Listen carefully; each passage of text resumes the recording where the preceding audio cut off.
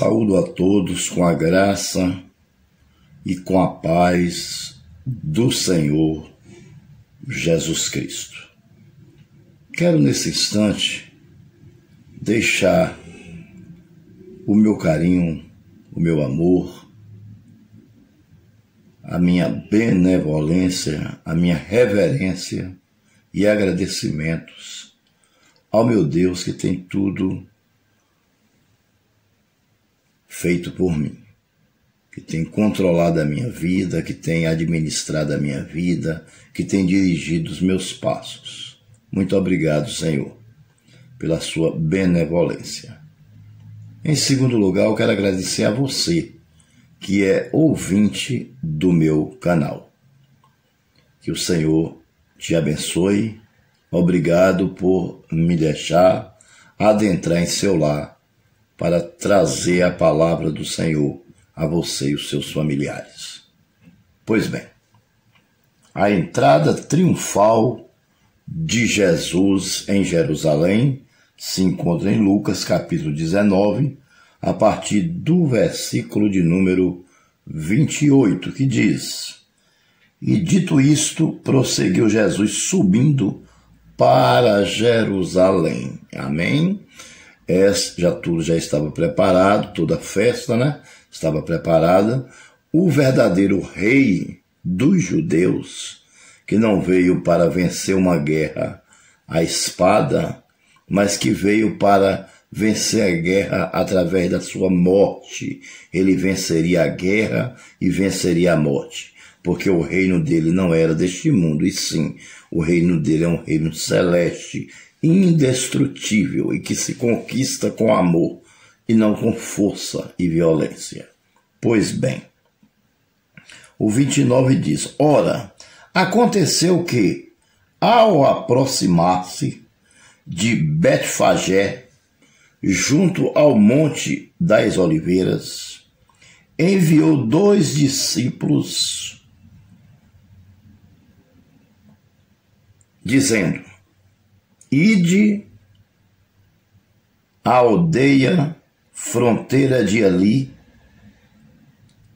Ao entrares, achareis preso um jumentinho, que jamais homem algum montou. Soltai-o e trazei-o. Pois bem, meus amados, em primeiro lugar, o jumento ninguém tinha montado, porque Jesus é santo, e importa que tudo que ele usa seja santificado e imaculado. Portanto, o jumento era um jumento virgem, 0 quilômetro. Essa é a realidade. Ninguém poderia ter montado naquele jumento. Amém? Então ele estava lá amarrado. Ele pede para que 2 discípulos vão à aldeia, Você está entendendo? A aldeia é a mesma coisa de povoado. É quando você vai sair de uma cidade, por exemplo, daqui para João Pessoa, e você passa ali antes de Espírito Santo, tem ali um povoadozinho, onde tem várias casas, Várias casas, tem uma casa aqui, outra ali, Falhada, onde tem pessoas que têm sítios, que criam animais. Então ali naquela aldeia tinha um jumento que já tinha sido preparado desde antes da fundação do mundo, para no dia em que Jesus entrasse em Jerusalém, ele entrasse montado no jumento. Primeiro, para quebrar a maldição do jumento, porque todo jumento, quando nascia, ele já nascia condenado à morte. Caso o dono do jumento não tivesse um cordeiro, toda a primeira cria do jumento teria que ser desnucada e suas vísceras teriam que ser colocadas para fora, para que todos soubessem que ele fez aquilo, porque foi uma ordem que Deus deu após ter tirado o povo do Egito. Isso aí depois você dá uma lida lá de Êxodo e você vai se inteirar mais do assunto, porque nós não vamos estender este assunto. Então o jumento já nascia com a maldição. E quando Jesus monta no jumento, Jesus sendo Deus Todo-Poderoso, a maldição do jumento é quebrada, que é a mesma maldição nossa. Nós nascemos condenados à morte de Adão. Mas se Jesus não viesse para se tornar o Cordeiro de Deus, que tira o pecado do mundo, até hoje estávamos perdidos. Até hoje vivíamos na perdição. Pode ter certeza disso. Quem nos salvou foi o Senhor Jesus Cristo. E antes dele nos salvar, ele quebrou a maldição do jumento. Essa é a explicação porque Jesus entrou no jumento. Por que Jesus não foi num camelo ou num cavalo, que era um animal clássico da época, né? Que faria jus ao Rei dos Reis e Senhor dos Senhores entrar montado. Mas não, ele fez questão de se humilhar mais uma vez, para que nós soubéssemos que nós devemos também ser humilde. E ele entra montado em um jumento em Jerusalém.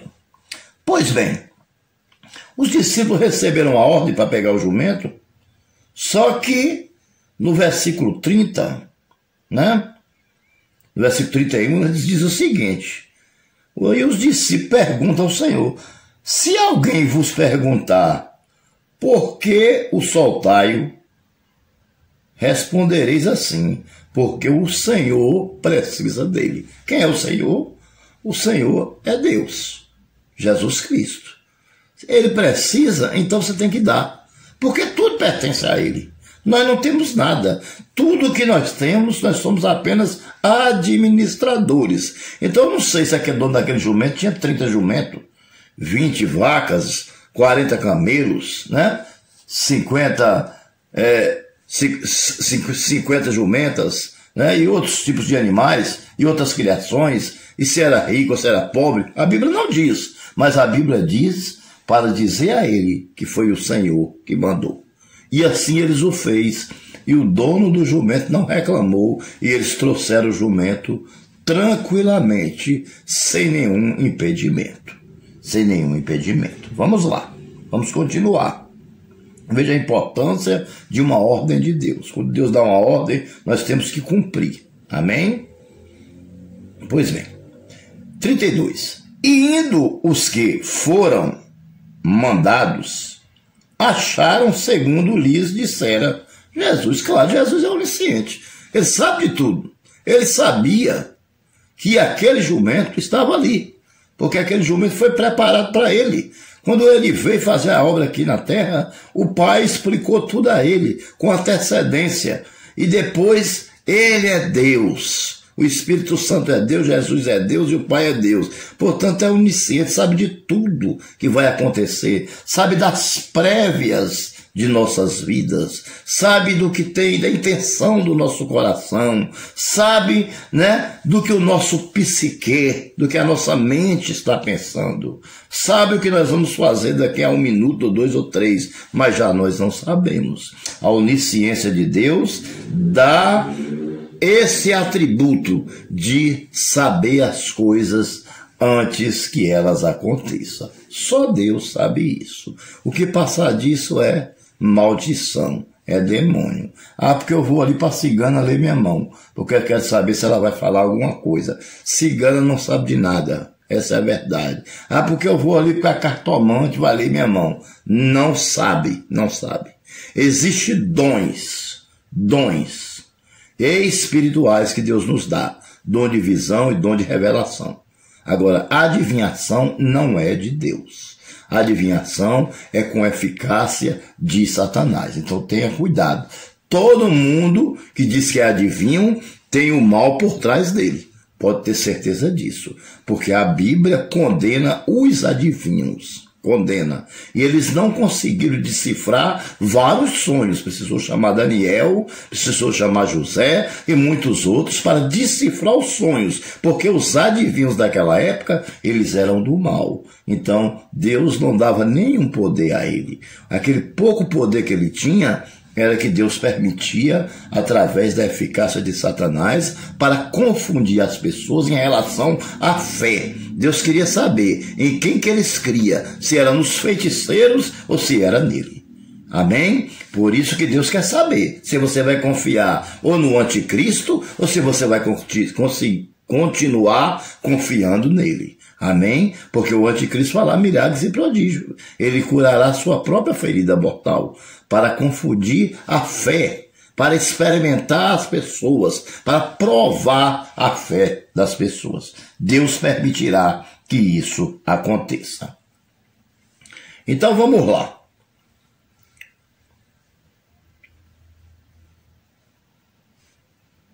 Quando eles estavam soltando o jumento,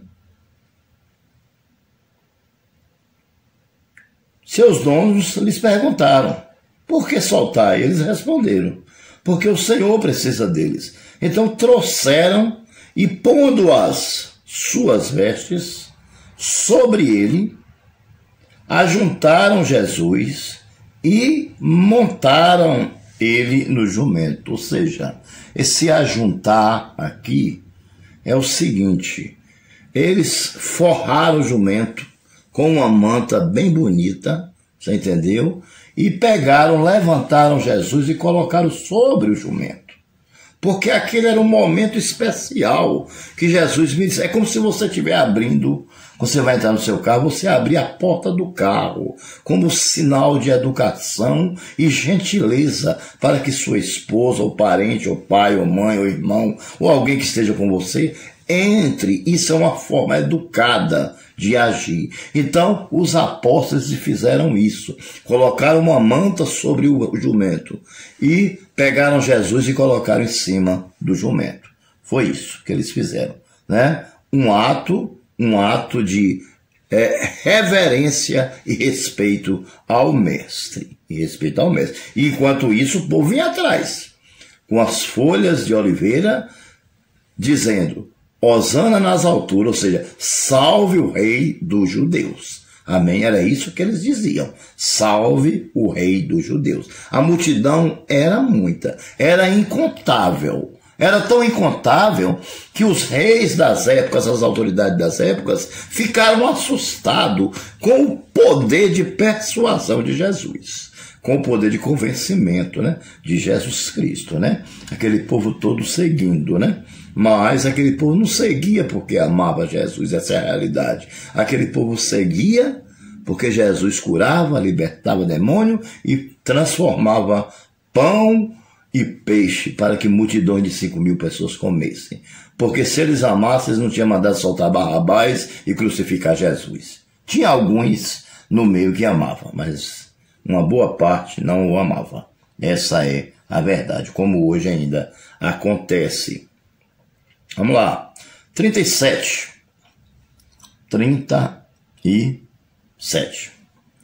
E quando aproximava da descida do Monte das Oliveiras, toda a multidão dos discípulos passou jubilosa a louvar a Deus em alta voz por todos os milagres que ele tinha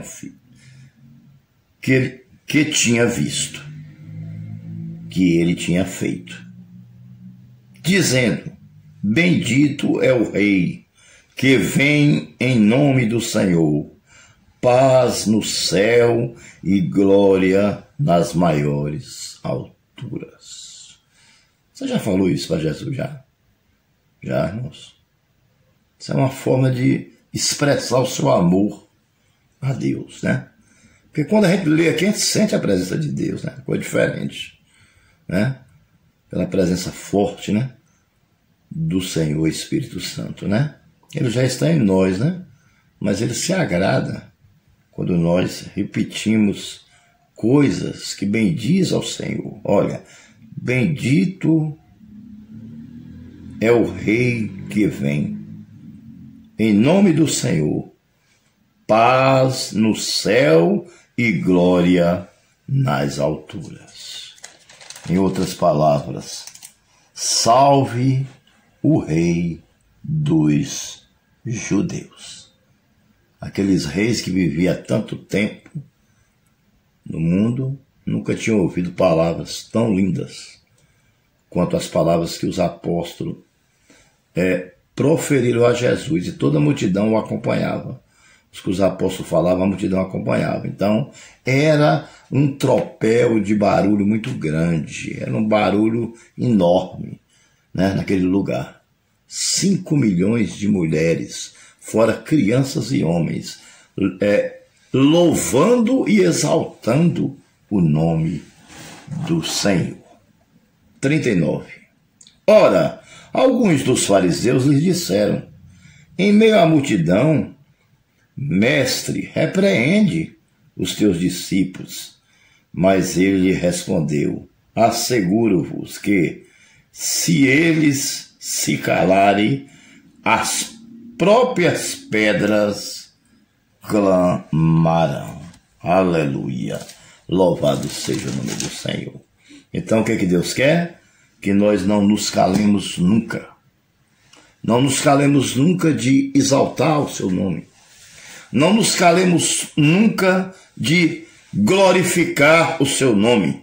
Não nos calemos nunca de reconhecer ele como soberano. Não nos calemos nunca de reconhecer que ele é único, o único que tem atributos que homem nenhum possui.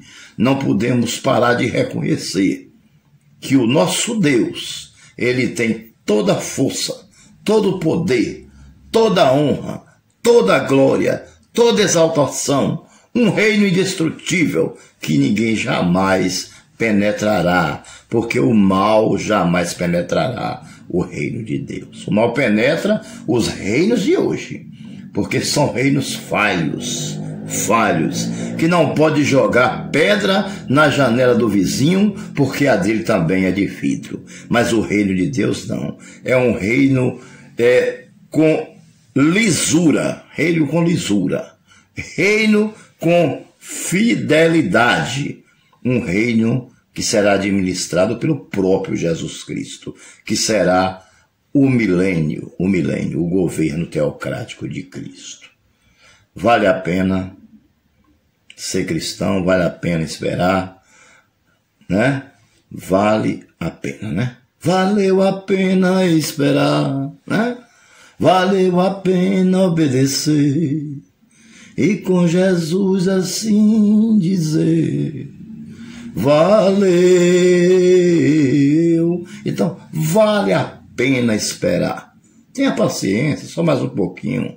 Jesus está voltando e você subirá, né, com ele para o reino. Você será arrebatado ou será glorificado primeiro. Louvado seja o nome do Senhor, né? Vale a pena esperar, vale a pena obedecer. Eu sei que nós somos falhos, mas vamos fazer o impossível para agradarmos o nosso Deus que tudo pode. Que Deus os abençoe.